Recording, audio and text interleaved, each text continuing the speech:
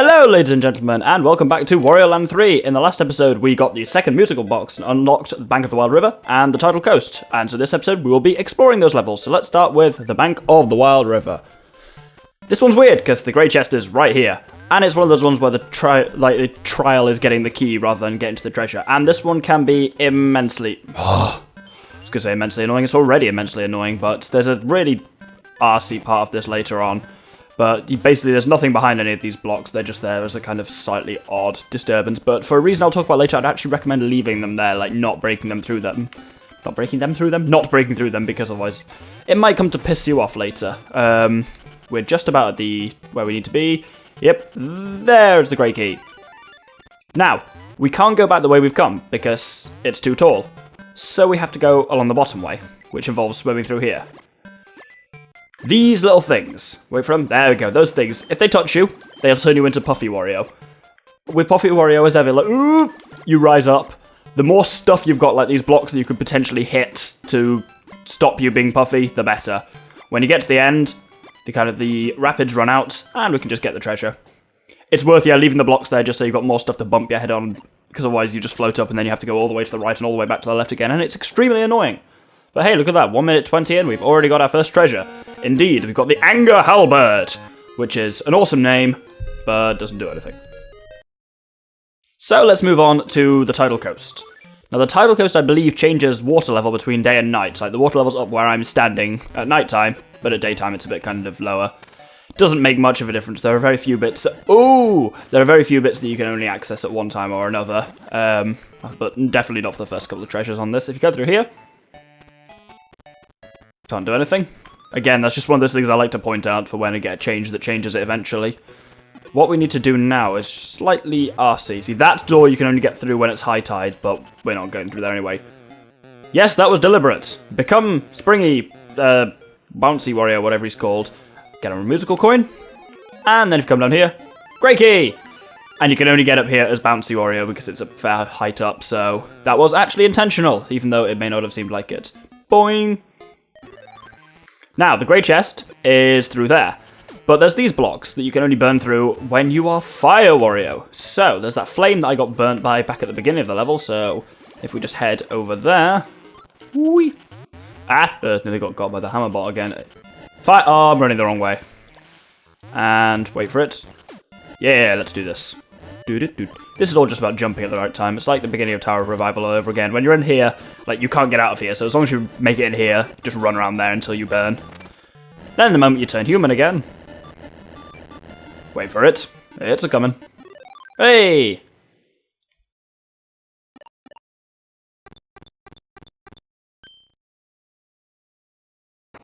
And this gets you the Anger Spellbook. I lied! The Anger Halberd does do something, but in combination with this. Usually if something unlocks two treasures at the same time, it tends to mean that you need, like, 2 levels at the same time, you need the grey treasure from both of them to do something. And indeed, when you've got the grey treasure from both the Bank of the Wild River and the Tidal Coast...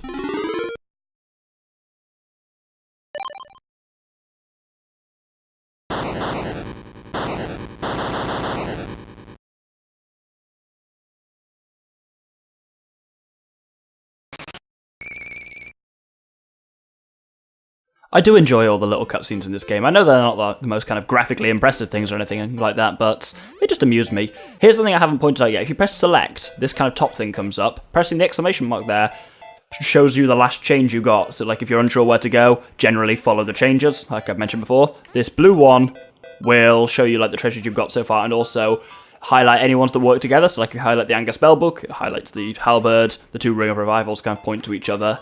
And also you'll notice this is the order in which I have the treasures on the thing there. That's on the visualizer to the right. That's where the order actually came from, as the order they're on. In here, it wasn't just a randomly selected order, because it's notably not the order that you actually get them in. You can also skip straight between sections of the world like that, which is sometimes faster when you're travelling long distances. But anyway, let's go to the Steep Canyon. This can be immensely annoying. Brace yourselves. Firstly, you can kind of munch through all of these slowly bit by bit. Ooh, coin. Leave those. For golf! Actually, there might not be any golf this episode. This might be the first episode that's golf. Oh no, there's probably going to be golf this episode. There's always golf. Don't let these fuckers burn you, because otherwise it's very difficult to not end up in the water. The water is rapidy, and yay, we see the return of sand hands, but in the slightly different form of water hands. They're the same thing. If they grab you up the butt, then you are pulled back, and once you're in that, you go all the way to the left again. Fortunately, if you fall off here, kind of it's not so bad because you've got this block here to stop you. But what you need to do is, for now, come up here. You can munch through this bit again. Then once you're through it, again, avoid the kind of fire bots. Oh my god. I'm gonna... Oh, no, fuck! Ah! That's extremely annoying. Let's try that again, shall we? There you go. Stay down, you little bitch. Here we see a new kind of, not so much enemy, but character, which is Prince Froggy. And how do I get up? Oh, now I know what I'm doing. I don't even need to go up there. I need to come wake your way across the bottom. Here. Oh, no. Well, that means I'm doing that bit again. And bounce, bounce, bounce, bounce. Grey key! Yeah! Now, the treasure's in a slightly unusual position. Basically, in order to get to it, you have to come up here. Don't get burnt. And use this rolling slope. Jump. Roll down, jump over the frog, and jump again, and one more jump, and then you're there. Kind of. It delivers you around in a little way like that. We technically missed a musical coin just up to the right there, which you could get, but doesn't really matter. I'll be back for all of them eventually. Behold! The red glove, and this is a power-up, yay! This one is one of those ones like you can guess what the power-ups are based on what the kind of like the places you see around. You'll have seen these blocks before, because now we can pick up enemies. Press B to chuck them. Press B and up to chuck them, kind of in a slightly curvy pattern. Curvy pattern? Parabola, I think. Those blocks you can now break. And if you press across on B, you can charge up and wallop them, and if they hit a hard surface, they will die. Note, you can only pick up small enemies, not big enemies. So like any enemy that you can't kill with one hit, so like bears or hammerbots or something like that, you can't pick up or throw them. We've got 3 changes there, and we're nearest to the big bridge, so let's start with that one. Now, this can be annoying. This thing! You can pick this up now, and you need to get it to the other side of the bridge. Of course, if the stupid tadpoles hit you, not only will you restart to the beginning, but you'll drop the thing, and you need to get it across. This has the potential for being immensely frustrating. Boink, and whoop, you can just about, like, if you stop immediately when you just see him on the edge of the screen, you can sometimes just stay in the same place and dodge him. I think that's all of them, though. And if we come up here, there's a line of those blocks, so chuck them through there. Get the grey thing, because we're actually near the grey treasure, but I think through here is just... Yeah, we need minigame clear before we can advance in here, and we also need the key, which is somewhere else. Where is it specifically? Oh, it's down here. Boink. We need to come down to the right here. Last time we went to the left, this time we're going to go to the right. And you come across this room, which looks quite strange. There's a webber there who's shooting things at you, but I did something stupid, so let's undo that, shall we? Don't kill the spearhead. Jump on the spearhead, but as you can see, there's kind of throwable blocks on the other side of there, but actually, there's hidden throwable blocks between you and there. It's cheeky of them, but they've kind of got those ones there to make you start thinking about throwing. It's kind of clever, but that's the grey key. That's not the grey key, that was a complete lie. That's the green key, but hopefully you could see that anyway. And then the treasure is in that room we were just in there. And this is weird, because I always get the red and green treasures confused on this one, because this room we're about to go in looks almost identical to the one from the red treasure.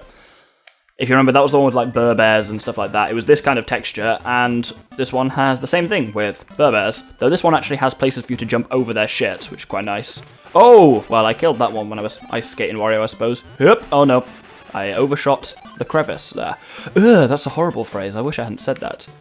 Now this is weird. There's this one little block up here that doesn't do anything. But it's like, it's difficult to get up to, so it implies there should be like a musical coin there or something. But there's not. It's bizarre. Golf time! Yay!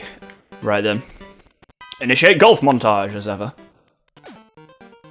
In the rough. I can handle that. Right, if I give it about half wall up there, that should go in. I've still got another shot after this one anyway, even if I fuck it up. Hey! First try! I'm getting better at golf finally. It's almost as if I've been practicing off screen. I haven't, but I could have been. And maybe I should. But actually, I'm not sucking at it as much anymore. But there's always an option. Oh, bear. Yep, well, we killed that one anyway. This has gone up now, and so then the green treasure is just through here.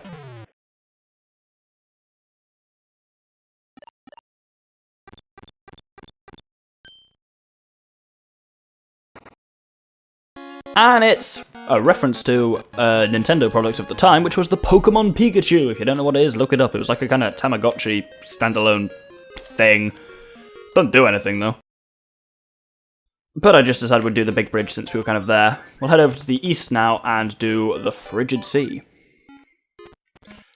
There's our goal. You can see it already. There's kind of those bits. Of course, we can't pick up and throw the Burbears, so you have to get some other way of doing it.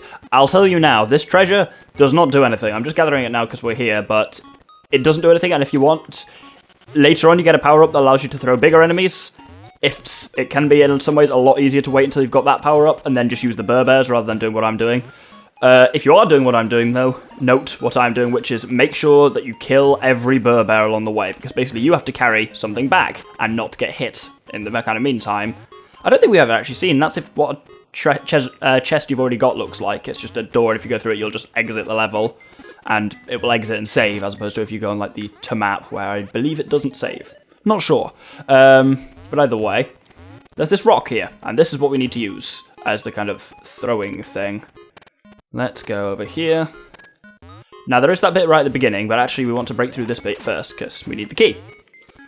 But before I go through that, if you go through that door, when you come out again, the Burbears will have respawned. Blocks won't respawn, but Burbears will. So what I'd recommend is grabbing the rock, whatever this thing's supposed to be again, and then go all the way over to the left and break those blocks there, which is what I'm going to do.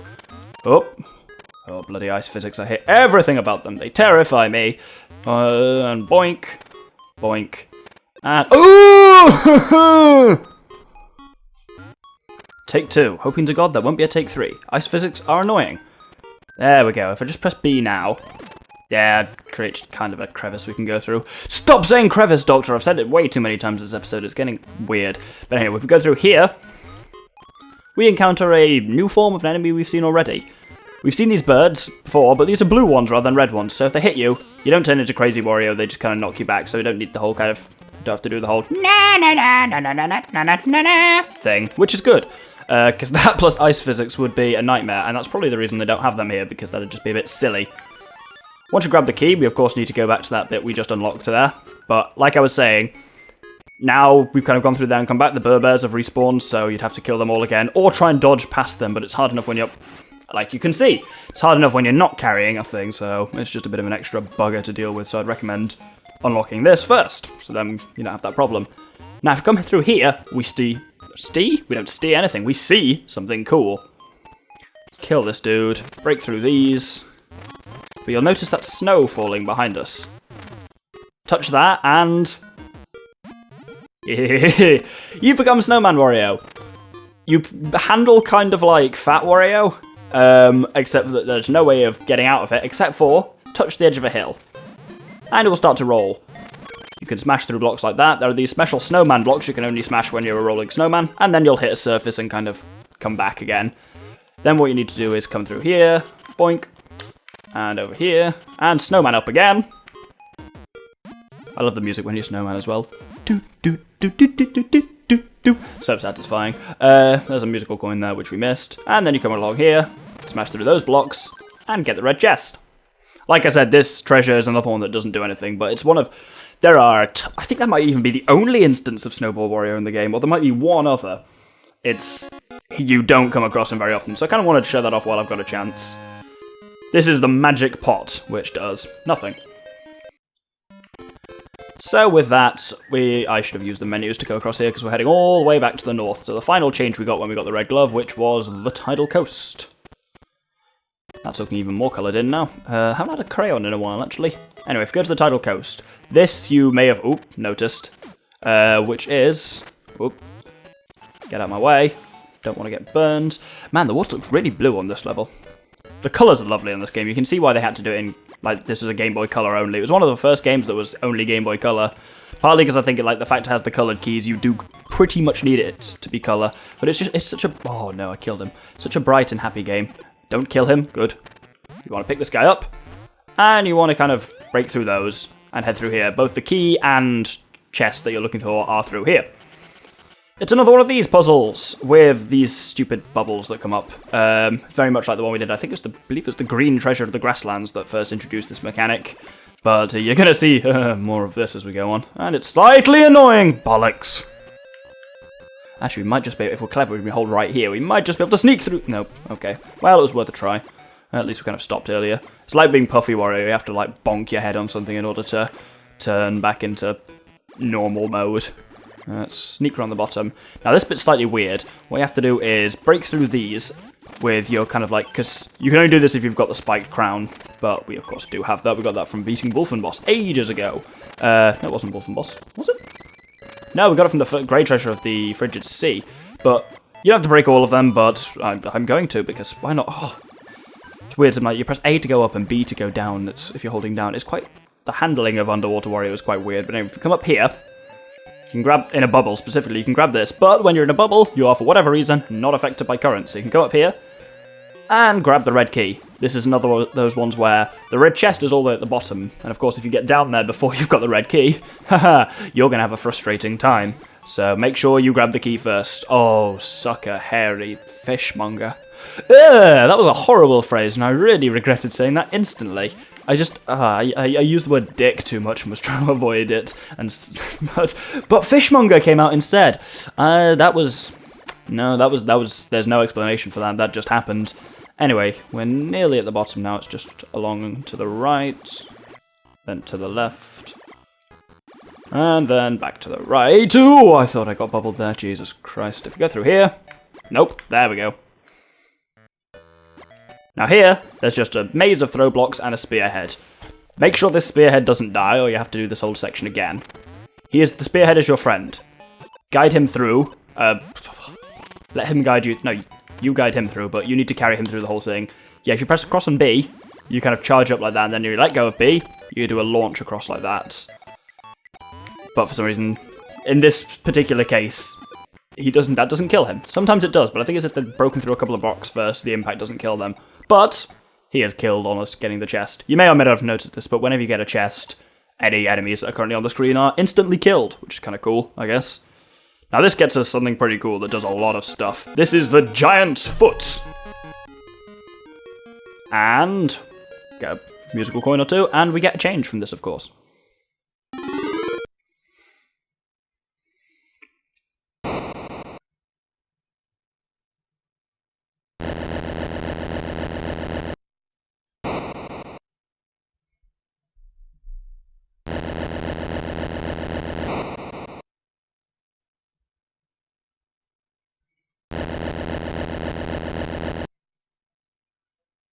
So that one makes 3 big changes that you can actually see on the map.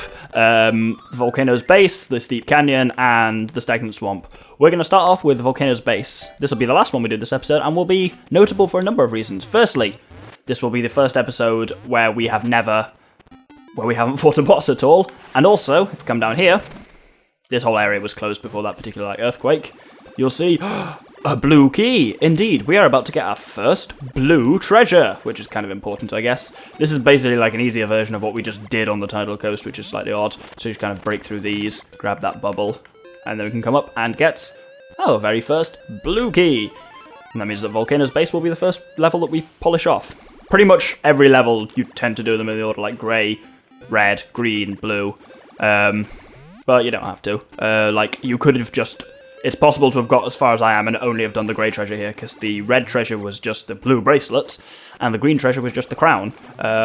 So neither of them did anything, so this could be your second treasure on it, but generally I am proceeding through them as, in the order they're supposed to be done.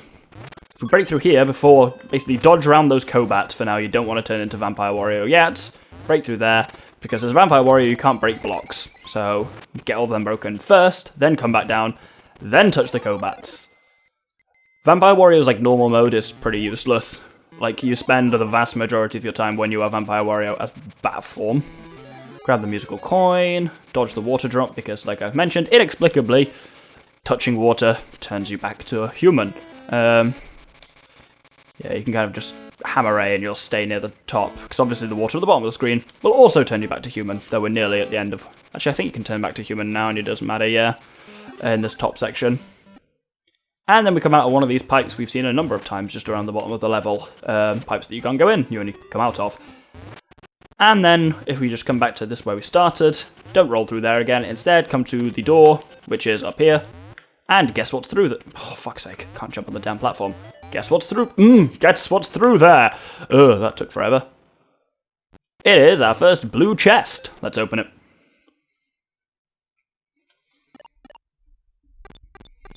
Now, you'll have to bear with me on the name of this particular treasure, because it doesn't look right.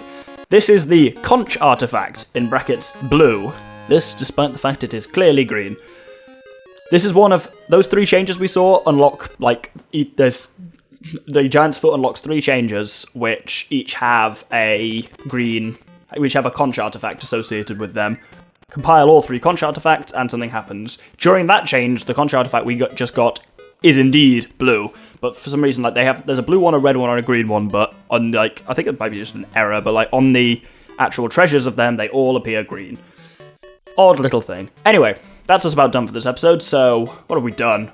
We unlocked the Bank of the Wild River and Tidal Coast. We didn't unlock them, we explored them, opened up the Steep Canyon, got the ability to chuck shit around, and next episode we will be going through the Steep Canyon and the Stagnant Swamp, and getting the 2 remaining conch artifacts that were unlocked by the Giant's Foot. Thank you very much for watching, hope you'll join me next time. Good day.